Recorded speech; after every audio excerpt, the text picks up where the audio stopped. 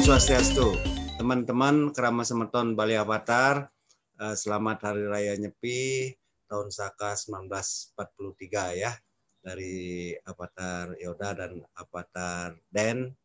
Moga-moga tahun ini kita semua lebih tinggi kualitas kesadaran murninya, damai di hati, damai di dunia, dan damai selalu. Bali Avatar kali ini podcast yang ke-33 soal pengelolaan big data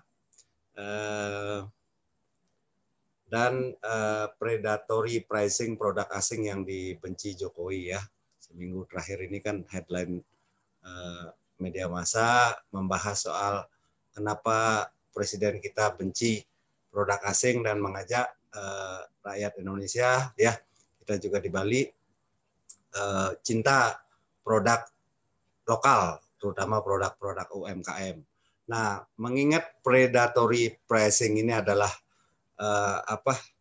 sudah terbiasa terjadi di dunia swasta, dan di Bali pernah ngalamin juga setahun yang lalu ya, kira-kira waktu itu ada paket tur dari Tionghoa, dari Cina, LRC ya. Waktu itu paketnya harga ke Balinya itu nggak masuk akal, sehingga paket wisata ini merugikan stakeholder wisata di Bali. Saat itu saya lihat ada komite persaingan usaha sampai turun tangan dan seterusnya. Kira-kira Pak Tarden melihat isu ini, rumor ini seperti apa kira-kira? Silakan. Baik, terima kasih. Jadi selamat nyepi juga kepada semua Semeton Bali dan kepada semua pemirsa. Kita ketemu lagi. Jadi memang ini dilematis ya. Di satu pihak ini adalah sebuah bisnis di mana yang utama adalah revenue dan kemudian profit. Jadi segala strategi digunakan, dan dalam hukum bisnis kita bisa tahu, belajar bahwa seperti juga diatur dalam Undang-Undang Anti Monopoli dan Persaingan Usaha Tidak Sehat ya, Undang-Undang Nomor 5 tahun 99, itu dikatakan bahwa pricing itu juga harus memenuhi beberapa kriteria tertentu. Nah, penetapan atau kebijakan harga atau pricing policy ya, atau pricing fee yang bukan pricing fee, policy lah ya, pricing policy yang terlalu rendah, jauh di yang produk diskon gitu ya. Tidak sehat. Oke. Jadi ini ketika terjadi di dunia pariwisata, sebetulnya dalam dunia pariwisata juga ada semacam benchmarking harga atau katakanlah standarisasi harga. Tetapi ketika kondisi survive untuk bertahan hidup, ya memang saya sempat tanya tadi pagi dengan para praktisi ya, praktisi perhotelan, pemimpin hotel yang sekarang jelas mengalami jelas mengalami pengurangan yang sangat signifikan. Tapi yang penting mereka sekarang strateginya adalah harga itu turun jauh ya, jauh di bawah standar, bahkan mungkin yang penting gitu, yang penting menurut mereka bisa membayar pegawai atau tidak sampai mem-PHK pegawai, atau katakanlah pegawai itu selama pandemi ini ya, berarti ya. Selama pandemi. Jadi seperti itu ya kurang lebih. Ini dilema. Di satu sisi ini adalah melanggar prinsip-prinsip persaingan usaha tidak sehat, tetapi di sisi lain ini adalah kebutuhan dari realita. Realita membutuhkan begini, dan oleh karena itulah pengaturan itu diadakan, kan karena memang faktanya ada kecenderungan begini. Salah satu tugas regulasi kan mencegah tindakan-tindakan yang tidak etis dan seperti itu. Begitu kurang lebih Avatar Yoda. Oke ya, ini saya ulang lagi untuk refresh ya. Jadi Presiden Joko Widodo mengatakan soal bahaya dari permainan harga atau predatory pricing. Ia menegaskan predatory pricing kini banyak dilakukan oleh pelaku usaha sehingga dapat membunuh usaha mikro, kecil, menengah, terutama UMKM ya. Hal ini membuatnya menyatakan benci produk luar negeri sekaligus mengajak masyarakat mencintai produk lokal. Nah, Bima Yudhistira, salah satu pengamat kebijakan seperti ini, menilai pemerintah sebenarnya tidak melakukan apapun, bahkan cenderung membiarkan banyak produk asing di pasar digital. Nah, kita bahas mungkin ini ya. Jadi kelebihan di kondisi saat ini adalah semuanya serba digital dan semua meninggalkan jejak. Jejak itu dibaca di big data dan parahnya kita mungkin ya, kita big data kita itu terutama UMKM dan juga sekaligus wisata dari luar negeri mungkin masih dikuasai oleh pihak asing. Jadi sehingga apapun yang mereka lakukan untuk melakukan predatory pricing mudah sekali mereka lakukan ya. Ini ada sedikit cerita ya mungkin untuk di industri rumahan atau UMKM yang berada sentralisasi di Cina ya. Sentralisasi produksi yang disebut Taobao Village, produk kemudian dijual menggunakan platform Taobao, di mana platform ini dikembangkan oleh Alibaba Group ya, sudah konglomerasi di atas Tokopedia mungkin ya. Untuk membuat produk memiliki harga yang murah, pemerintah Cina melakukan berbagai cara, salah satunya dengan subsidi kepada usaha rumahan dan membantu biaya-biaya keluar barang serta bantuan logistik.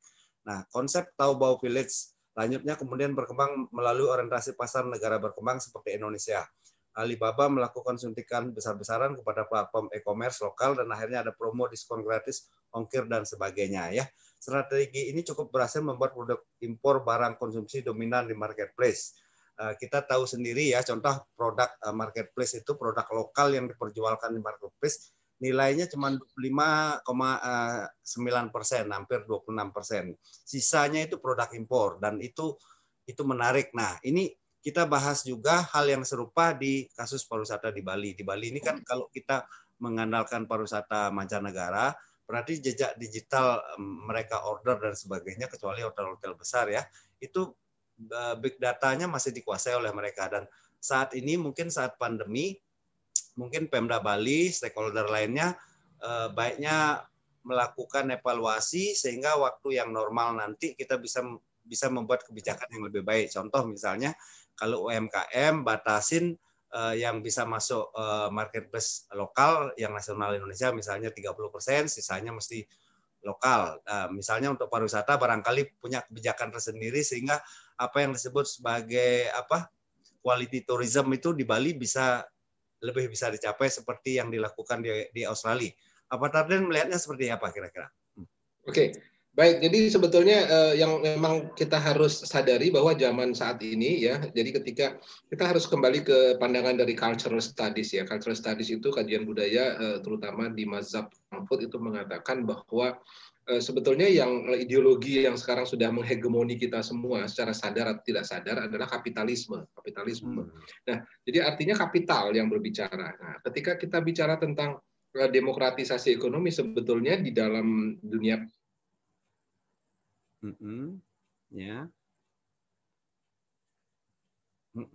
di awal-awalnya kelihatannya hanya yang besar, yang bermodal besar yang bisa menguasai teknologi digital. Tetapi nanti digital akan menjadi milik semua orang, ya. Tidak harus perlu kaya untuk bisa menjelajah atau menggunakan dunia digital. Dan akhirnya kita sampai pada tahap itu di mana akhirnya memang secara global tidak terpisahkan apakah dia memang berpemodal besar atau pemodal kecil. Mereka yang pintar menggunakan data, ya, maka mereka yang menang. Jadi kalau saat ini adalah data is power ya. Kalau kita bisa gunakan big data itu big power itu bagi kita. Nah itu masalahnya. Jadi big data itu dengan teknologi yang ada sekarang sudah sangat mudah. Algoritma sudah demikian maju untuk bisa menghimpun semua data, melihat polanya, melihat patternnya. Sehingga di Bali pun sebetulnya oke, mungkin data itu sudah masih jejaknya masih tertinggal dikatakanlah dipegang oleh sebagian orang mungkin di China atau di mana misalnya menyangkut wisatawan.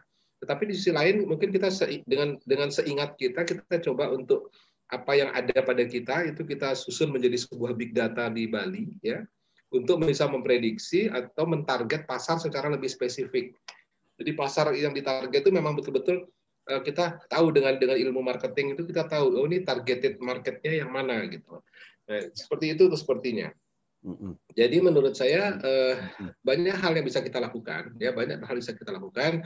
Data is power, big data is big power, itu harus betul-betul dioptimize ya, dimaximize, dan semua pihak terutama pihak-pihak yang memang punya anggaran untuk itu yang secara legal, secara kompetensi mereka memang diberikan akses dan diberikan financial support ya, anggaran, katakanlah anggaran begitu. Jadi memang harusnya ada inisiatif. Nah, mudah-mudahan pemerintah Provinsi Bali punya ide, karena saya pikir mungkin banyak juga orang pintar harusnya di seputar gubernur ya, atau di seputar bupati, tim ahli, kelompok ahli yang mudah-mudahan berpikir sejauh itu. Nah, saya mudah-mudahan hanya berharap saja, karena kadang-kadang mereka juga direkrut dari para akademisi ya. Nah, kita hanya ingin tahu, mudah-mudahan mereka visioner dan bisa menyadari itu. Gitu menurut saya, Pak Taryoda. Ya, sama seperti yang dilakukan oleh Gibran ya, bukan karena beliau ambil inisiatif, jadi buat pemegang kekuasaan, Bapak Gubernur, Bapak Bupati, Bapak Wali Kota, contoh mungkin yang sudah dilakukan oleh beberapa pejabat lain, jadi langsung kasih aksi, langsung kasih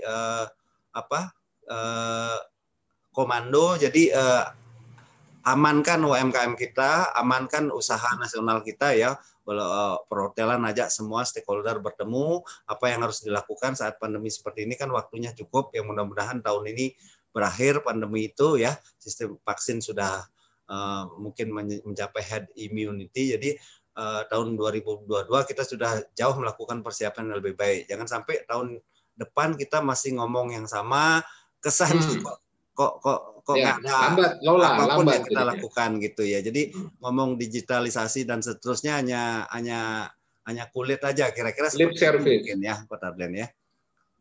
Baik, barangkali ada lagi yang disampaikan. Oke, sementara itu aja cukup, biar nanti kita lanjutkan dengan teman-teman para pemirsa kita. Baik, teman-teman pemirsa Krama Semeton Bali Avatar, terima kasih dalam suasana tahun baru Nyepi 1943. Mudah-mudahan kita semua bisa lebih baik, lebih smart, lebih berkesadaran nasional yang lebih tinggi, melindungi UMKM kita, melindungi usaha Krama Semeton kita semua di Bali dan nasional juga khususnya ya, sehingga kita bisa mandiri. Jika terjadi sesuatu hal di kemudian hari, kita jauh lebih siap demi Bali Mandiri yang lebih baik. Semua terima kasih. Jangan lupa subscribe dan komen ya. Terima kasih.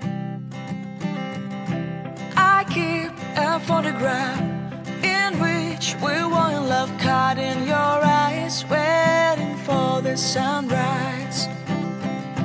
I barely even knew who you were. What did you do? I didn't care, 'cause you were perfect, I swear. So